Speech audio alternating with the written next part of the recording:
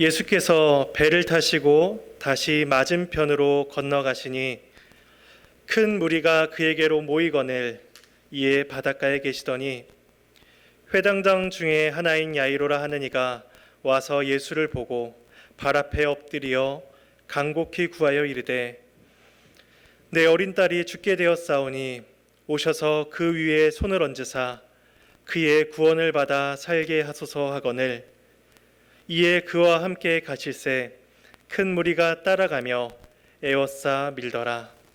35절 말씀입니다. 아직 예수께서 말씀하실 때에 회당장의 집에서 사람들이 와서 회당장에게 이르되 당신의 딸이 죽었나이다. 어찌하여 선생을 더 괴롭게 하나이까? 예수께서 그 하는 말을 곁에서 들으시고 회당장에게 이르시되 두려워하지 말고 믿기만 하라 하시고 베드로와 야고보와 야고보의 형제 요한 외에 아무도 따라옴을 허락하지 아니하시고 회당장의 집에 함께 가사 떠드는 것과 사람들이 울며 심히 통곡하는을 보시고 들어가서 그들에게 이르시되 너희가 어찌하여 떠들며 우느냐? 이 아이가 죽은 것이 아니라 잔다 하시니 그들이 비웃더라. 예수께서 그들을 다 내보내신 후에 아이의 부모와 또 자기와 함께한 자들을 데리시고 아이 있는 곳에 들어가사 그 아이의 손을 잡고 이르시되 달리다굼 하시니 번역하면 곧 내가 내게 말하노니 소녀야 일어나라 하심이라. 소녀가 곧 일어나서 걸으니 나이가 12살이라. 사람들이 곧 크게 놀라고 놀라거늘 예수께서 이 일을 아무도 알지 못하게 하라고 그들을 많이 경계하시고 이에 소녀에게 먹을 것을 주라 하시니라. 하나님의 말씀입니다. 하나님께 감사합니다. 예수님께서 갈릴리 서쪽에 위치한 가버나움에 도착하셨을 때에 많은 사람들이 예수님을 보기 위해 모여들었습니다. 이미 예수님께서 행하신 많은 이적과 소문들을 사람들이 들었기에 그 예수님을 보고자 많은 사람들이 나아온 것입니다. 수많은 무리가 예수님을 에워싸고 있고 수많은 무리가 예수님을 주목하고 있는 그때에 한 사람이 급작스럽게 달려들어와 예수님께 엎드립니다. 성경은 그를 가리켜 회당장 야이로라라고 우리에게 알려줍니다. 회당은 유대인들의 신앙의 중심이다라고 이야기할 수가 있습니다. 그래서 그 회당에서 말씀을 가르치고 이스라엘의 정체성을 가르치는 곳이 바로 회당이었습니다. 그 회당의 회당장은 그런 회당에서 예배를 관리하고 전체적인 일들을 담당하는 역할을 하는 자였습니다. 그래서 그 회당에서 율법을 읽을 사람들을 정하는 일을 한다든지 재정적인 일을 본다든지 또한 외부 사회에서 유대 공동체의 대표로서 일정 부분을 담당하는 것이 바로 회당장이었습니다.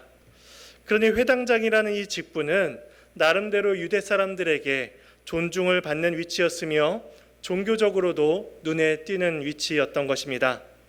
그런 회당장이 많은 사람들 앞에서 예수님 앞에 무릎을 꿇습니다.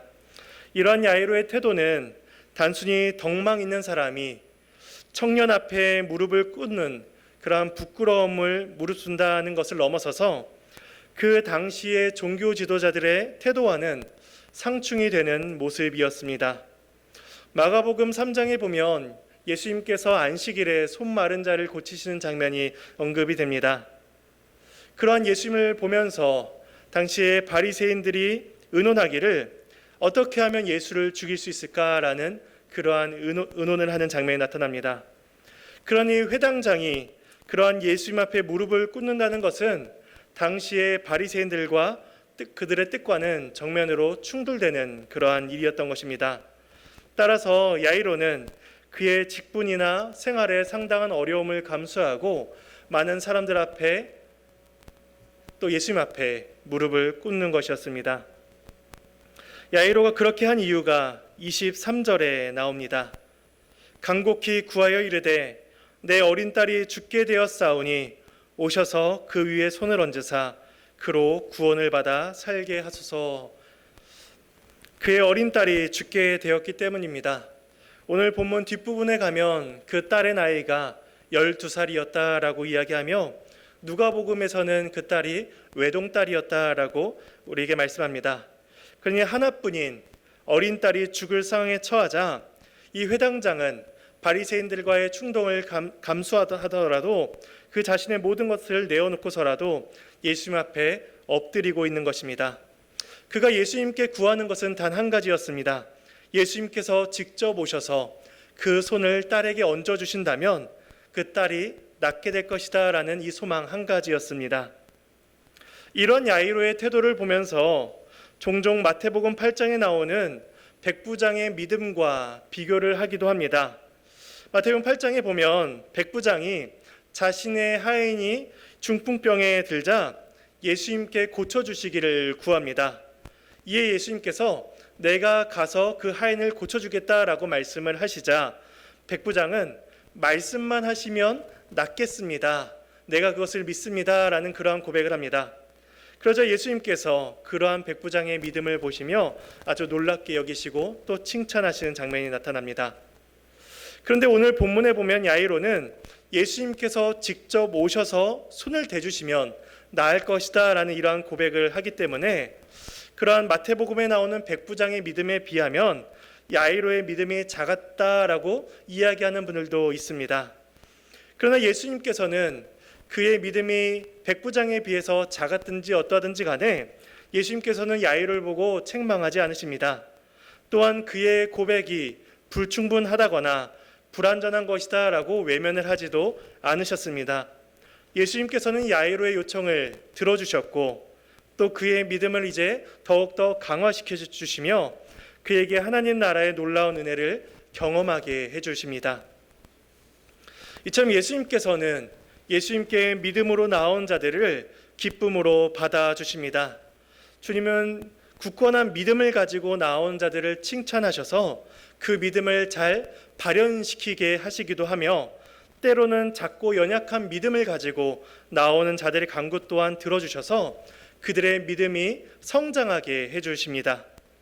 우리의 믿음의 분량이 어떠하든지 간에 하나님께 믿음으로 나아가야 된다라는 이러한 사실은 우리 모든 신자들에게 주어진 동일한 사실인 것입니다. 하나님께서는 지금도 믿음으로 나온 자들을 기쁘게 받아주십니다. 예수님께서도 회당장이었던 이 야이로의 믿음과 그의 결단을 기쁘게 받아주셨습니다. 그래서 예수님은 그의 딸을 고쳐주시기 위하여 즉각적으로 출발하십니다. 그런데 마태복음의 백부장 사례에서도 알 수 있듯이 예수님께서는 직접 가시지 않고서도 병든 자를 이렇게 멀리서도 고쳐주실 수가 있으셨습니다. 그런데 오늘 본문에 보면 예수님께서는 직접 야이로의 집을 향하여 걸어가십니다. 예수님께서는 이 과정을 통하여서 하나님 나라의 은혜가 어떤 것인지를 그 은혜의 풍성함을 우리에게 보여주십니다. 24절 말씀입니다. 이에 그와 함께 가실새 큰 무리가 따라가며 에워싸 밀더라.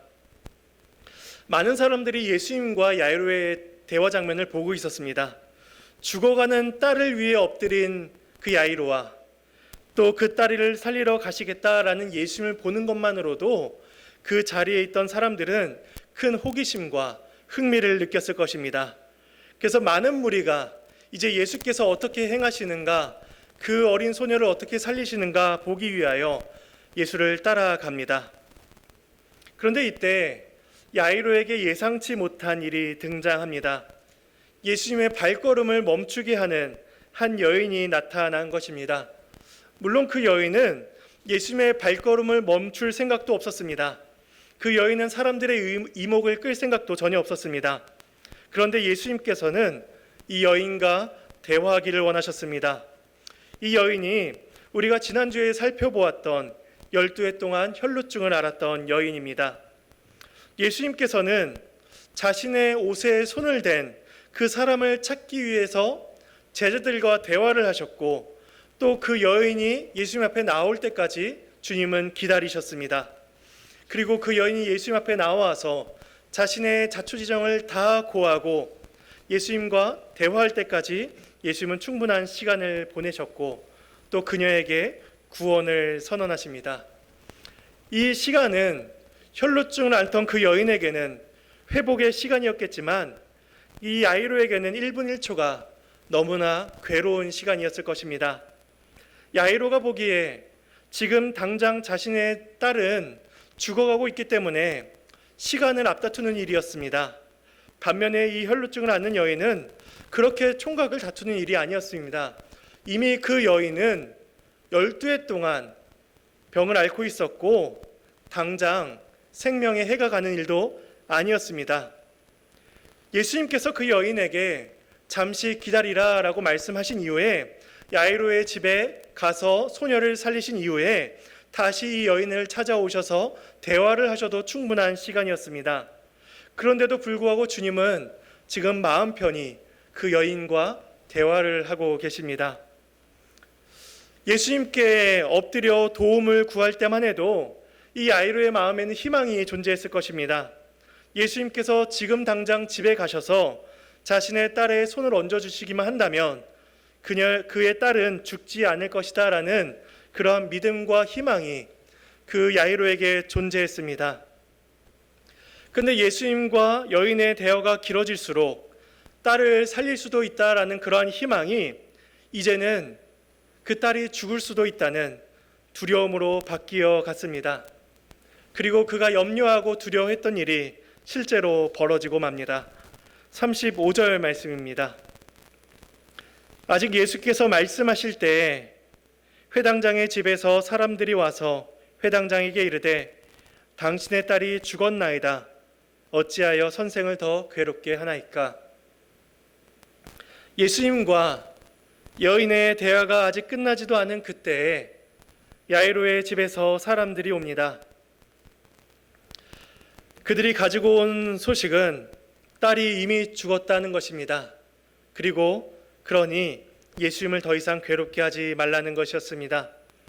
그 순간 야이로의 마음이 얼마나 무너졌을까요? 그리고 예수님과 여인이 얼마나 원망스러웠을까요? 야이로의 마음은 희망에서 두려움으로 바뀌어져 있었습니다. 숨만 붙어 있다면 어떠한 방법으로를 써서라도 살릴 수가 있었고 어떠한 방법을 써서라도 죽음을 늦출 수 있다라고 생각했을 것입니다. 그러나 죽고 나서는 어떠한 방법도 할 수가 없었습니다. 돌이킬 수 없는 불행이 바로 죽음인 것입니다. 오늘날에도 의술이 발달하여서 많은 사람을 치료하고 죽음의 위협에서 살려냅니다. 그러나 그러한 모든 노력들은 그 사람의 호흡이 유지되는 선에서만 이루어지는 일입니다. 그 사람의 호흡이 끊어지고 그 사람이 사망했다라는 선고가 내려진다면 그때까지 이루어졌던 모든 의료적 활동들은 다 끝이 나고 맙니다. 살 수 있다는 희망이 끊어져 버리는 것이죠. 이처럼 그 야이로의 딸이 죽었다라는 이러한 소식은 야이로가 가졌던 기대와 소망과 모든 희망을 다 앗아가 버렸습니다. 그런데 그러한 말을 옆에서 듣고 계시던 예수님께서 그 야이로를 안심시키십니다. 36절 말씀입니다. 예수께서 그 하는 말을 곁에서 들으시고 회당장에게 이르시되 두려워하지 말고 믿기만 하라 하시고, 예수님은 그 야이로를 가리켜서 야이로에게 두려워하지 말고 믿기만 하라라고 말씀하십니다. 우리는 이러한 예수님의 말씀 속에서 우리가 원하는 방식과 예수님께서 일하시는 방식이 다르다는 것을 우리는 보게 됩니다. 우리는 때때로 실제로 삶의 급박한 문제들을 만나게 됩니다. 건강의 문제든 학업의 문제든 직장의 문제든 지금 당장 이루어져야만 될 일들을 우리는 겪게 됩니다. 그리고 그 문제 해결을 위해 우리는 간절히 기도합니다. 그런데 때때로 주님께서는 오늘 본문에서와 같이 기도의 응답을 늦추십니다. 늦추시는 것도 보통 늦추시는 것이 아니라 누가 봐도 다 끝났다라고 여길 만큼 그때까지 하나님은 그 일을 늦추십니다. 회당장의 집에서 온 사람들의 말이 무엇입니까? 당신의 딸이 죽었습니다. 어찌하여 선생을 더 괴롭게 하나이까라는 것이었습니다. 이 말은 예수님께서 이제 와봤자 예수님께서 와봤자 어떤 것도 아무 일도 할 일이 없다는 것입니다. 지금 가봤자 헛걸음만 할 것이니 예수님을 돌려보내드리라는 것이죠. 우리는 많은 계획을 세우고 하나님께 기도합니다. 그런데 그 일이 우리 계획대로 이루어지지 않을 때, 우리의 뜻대로 이루어지지 않을 때 우리는 우리의 계획이 우리의 뜻하는 바가 다 끝났다라고 여길 때가 있습니다. 다 실패했다라고 여기며 이제는 하나님께서 도우셔도 너무 늦었다라고 그렇게 느낄 때가 있습니다. 야이로가 원한 방식은 딸이 죽기 직전에 예수님께서 그곳에 오시는 일이었습니다. 그런데 예수님께서 일하시는 방식은 그 딸이 그냥 죽게 내버려 두시는 일이었습니다. 야이로는 자신이 생각한 다른 상황에 처하자 이내 두려워졌습니다. 그가 가진 두려움이 어떠한 것인지를 우리는 본문 앞인 4장 35절 이하를 통해서 유추해 볼 수가 있습니다. 마가복음 4장 35절 이하에 보면 예수님께서 제자들과 함께 바다를 건너십니다. 그때 큰 광풍이 일고 배에 물이 들어오는 큰 어려움이 처하자 그 제자들이 곤히 주무시고 계시는 예수님을 깨워 말합니다. 4장 38절 말씀입니다. 예수께서는 고물에서 베개를 베고 주무시더니 제자들이 깨우며 이르되 선생님이여 우리가 죽게 된 것을 돌보지 아니하시나이까 하니 제자들이 주무시는 예수님을 깨웁니다. 그리고 왜 자신들을 돌보시지 않냐라고 그렇게 예수님께 항변을 하죠. 그러자 예수님께서 그 바다를 잠잠케 하신 이후에 하시는 말씀이 40절 말씀입니다. 제자들에게 이르시되 어찌하여 무서워하느냐 너희가 어찌 믿음이 없느냐라고 말씀하십니다. 예수님께서는 제자들의 행동을 가리켜서 믿음이 없다라고 말씀하십니다. 그 믿음이 없는 행동이 무엇인가 하면은 38절에 제자들의 말 속에 담겨 있습니다. 어찌하여 우리를 돌보지 아니하시는가라는 것입니다. 우리는 종종 어려움 가운데 낙심 가운데 이러한 탄식을 할 때가 있습니다. 주님 어디 계십니까? 우리를 돌보고 계십니까? 라는 이러한 탄식들을 하게 됩니다. 이처럼 예수님의 제자들은 큰 문제가 다가왔을 때에 주님께서 그들과 함께 계시지 않는다라고 생각했습니다. 하나님께서 더 이상 그들의 형편을 돌보아 주시지 않는다라고 여겼습니다. 그런데 주님은 그러한 제자들을 가리켜서 믿음이 없는 것이다라고 말씀하십니다. 왜냐하면 그것은 하나님의 존재와 하나님의 능력과 하나님의 지혜에 대한 믿음이 없는 태도였기 때문입니다. 제자들의 그 두려움은 이내 하나님에 대한 예수 그리스도에 대한 믿음을 다 흔들어 버렸고 하나님에 대한 불신과 불평의 마음을 이내 쏟아내게 만들어 버렸습니다. 오늘 본문에서 야이로가 가진 두려움도 이런 것이었습니다. 회당장이었지만 그래도 딸을 위해 예수라는 사람에게 무릎을 꿇고 도움을 구하였는데 그 예수는 다른 여인과 대화를 하느라 시간을 지체해 버렸습니다. 조금이나마 믿음이라는 것을 가지고 예수님께 나왔는데 이제 보니 그 믿음이 잘못된 것이었구나라고 그의 믿음은 불신으로 그의 믿음은 원망으로 순식간에 바뀌어져 버릴 상황이었던 것입니다. 주님께서는 이러한 야이로의 마음을 잘 알고 계셨습니다. 그래서 그의 마음을 붙들어 주십니다. 두려워 말고 믿기만 하라.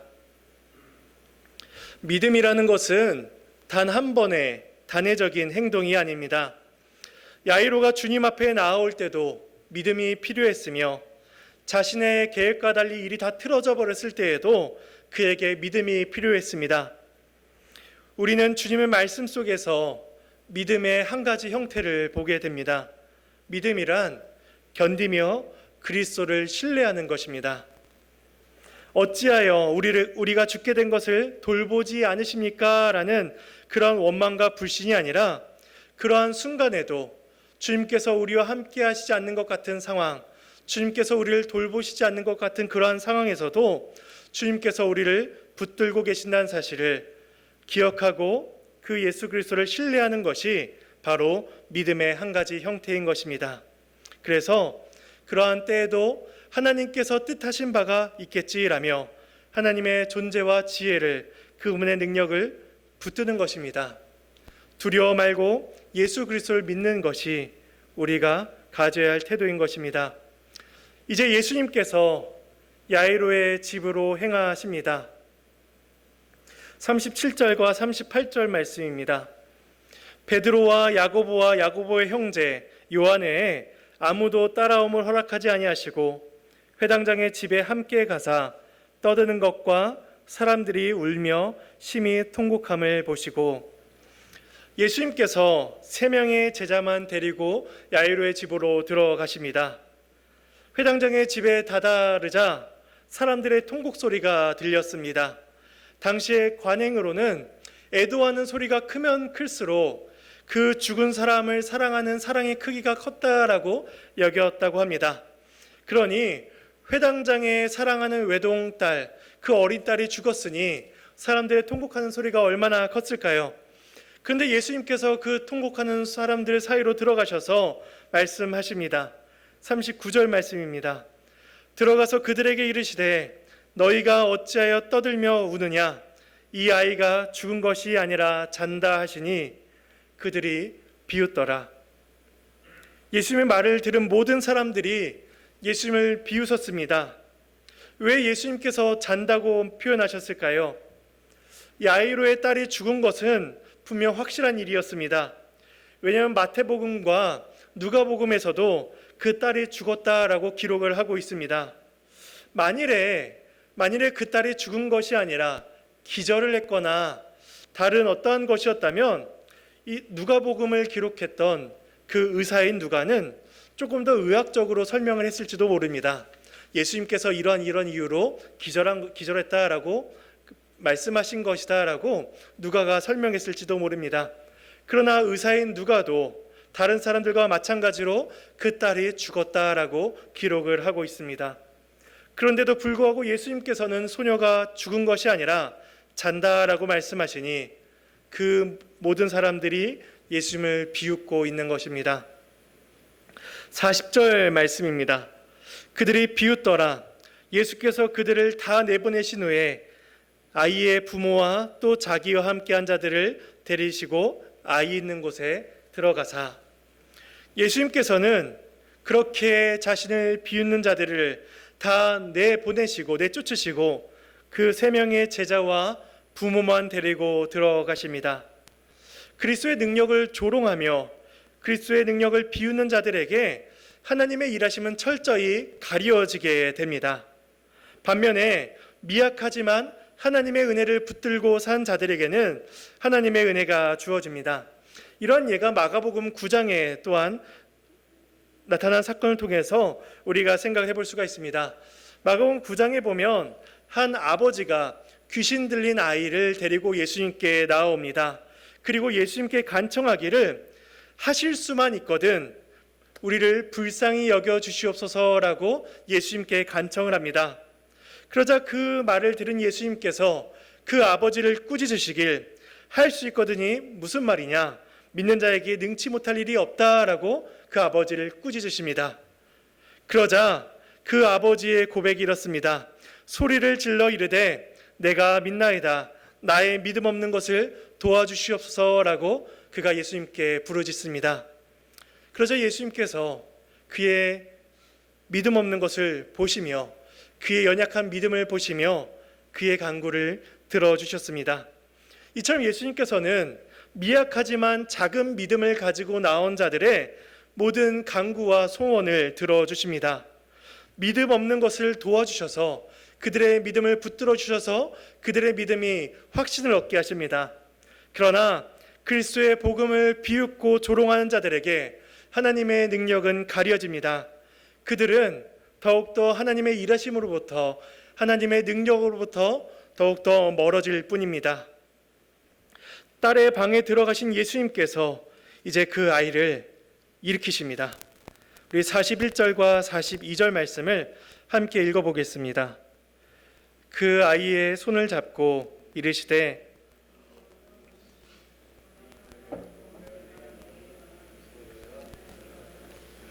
소녀가 곧 일어나서 걸으니 나이가 12살이라 사람들이 곧 크게 놀라고 놀라거늘.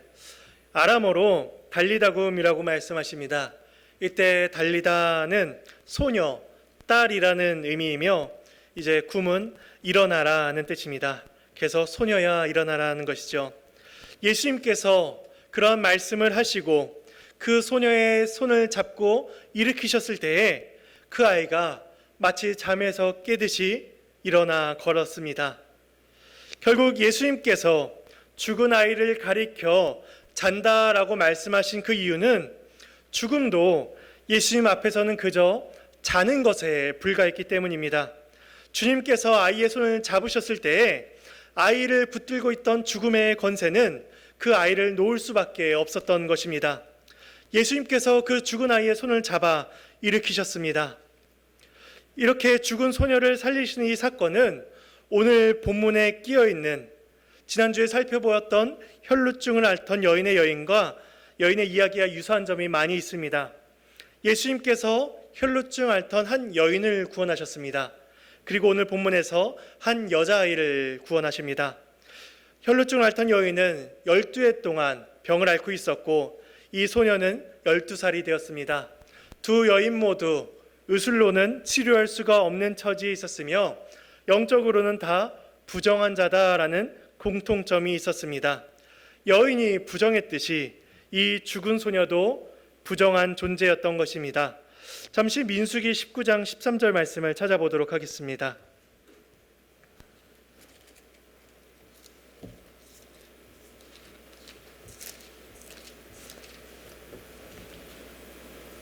구약성경 228페이지입니다.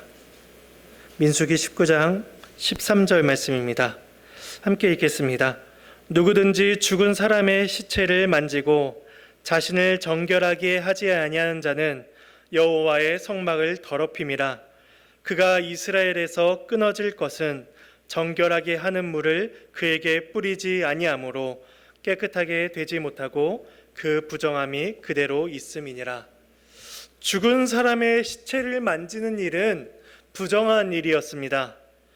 왜냐하면 성경은 죄의 삭은 사망이다라고 말씀합니다. 그래서 죽음은 인간의 죄와 인간의 부패를 보여주는 가장 분명한 증거였습니다. 따라서 사람이 겪는 죽음과 인간 세계의 모든 비참함은 그 모든 것들이 다 죄로 인해 비롯되었다라는 것을 우리에게 체감해 주는 사건인 것입니다. 오늘 본문에 나타난 소년도 그러합니다. 이 아이 또한 아담의 후손으로서 하나님 앞에서 정결치 못하다라는 사실을 우리에게 깨닫게 합니다. 우리가 보기에는 더없이 맑고 귀여운 그 아이들도 죄로 인한 부패와 더러움에서 자유로울 수가 없었던 것입니다. 죄의 삭은 사망인 것입니다. 이 땅의 어느 누구도 그 소녀의 죽음을 막아주지 못했습니다. 그리고 그녀를 위해 통곡하며 슬퍼해 주던 사람들도 그들의 아픔을 대신 위로해 주지 못했습니다. 누가 이 죄의 부정함으로부터 우리를 구원하여 줄 수가 있을까요? 누가 우리를 영원한 진노의 심판으로부터 구원해 주실 수가 있을까요? 그분은 오직 우리 주 예수 그리스도입니다. 앞서 혈루증을 앓던 여인과 직접 접촉하시어 그녀의 부정함을 정결하게 해주셨던 예수님께서 이제는 죽어 부정하게 되었던 그 소녀를 직접 잡아서 그녀를 정결케 해주시는 것입니다.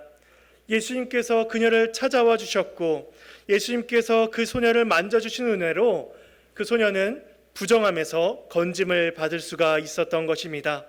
그래서 이 아이가 잠에서 깨어났다는 것은 그 부정함이 그리스도로 인하여서 깨끗하게 되었다, 회복하게 되었다라는 것을 우리에게 보여주는 분명한 증거였습니다. 이런 예수님의 손길은 예수님께서 이 땅에 인간의 몸을 입고 이 땅에 오신 목적이 무엇인지를 우리에게 밝혀줍니다. 예수님께서는 우리의 부정함으로부터 구원하시기 위하여 죄의 더러움으로부터 건져내 주시기 위하여 이 땅에 오셨습니다. 예수님께서는 이렇게 말씀하십니다. 인자가 온 것은 섬김을 받으려 함이 아니라 도리어 섬기려 하고 자기 목숨을 많은 사람의 대속물로 주려 함이라 라고 말씀하십니다. 예수님께서는 그 소녀의 부정함을 해결해 주시기 위하여 예수님 자신이 십자가에 못 박혀 죽으셔야 한다는 사실을 주님은 알고 계셨습니다. 예수님은 그 일을 직접 감당하기 위하여 이 땅에 오셨습니다.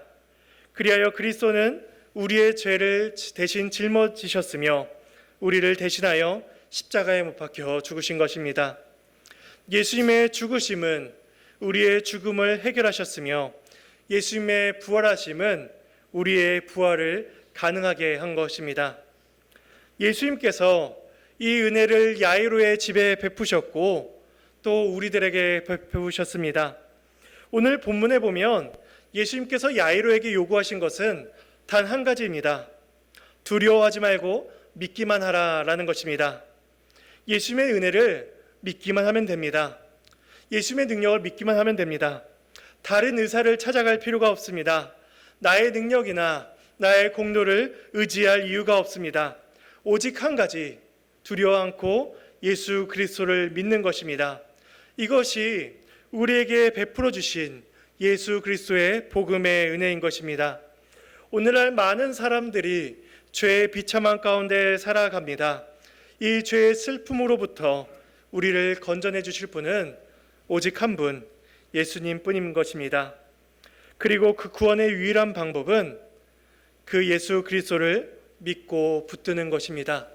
예수님께서는 혈루증을 앓던 여인에게도 믿음을 말씀하셨고 오늘 야이로에게도 믿음을 가지라라고 말씀하십니다. 주님께서는 오늘날도 죄로 인해 죽어가는 자들을 부르십니다. 그리고 그들을 향하여서 소녀야 일어나라 따뜻한 음성으로 불러 일으키십니다. 그 소녀를 불러 일으키셨던 그 주님께서 그 지금도 죄로 인해 죽은 자들을 불러 일으키십니다. 주님의 음성을 붙드는 자에게, 주님의 음성을 듣는 자에게 참 생명과 위로가 주어지는 것입니다. 우리를 위해 이 땅에 오신 예수 그리스도를 믿음으로 바라고 주님께서 주신 그 생명을 붙들고 사는 자만이 죄의 부정함으로부터 일으킴을 당하게 됩니다. 우리는 예수 그리스도의 은혜로 인하여서 다 새 생명을 얻은 자들입니다. 그 새 생명을 우리가 기억하며 주 앞에 영광 돌리며 살아가는 저와 여러분이 되기를 간절히 소망합니다. 우리 함께 찬양하시겠습니다.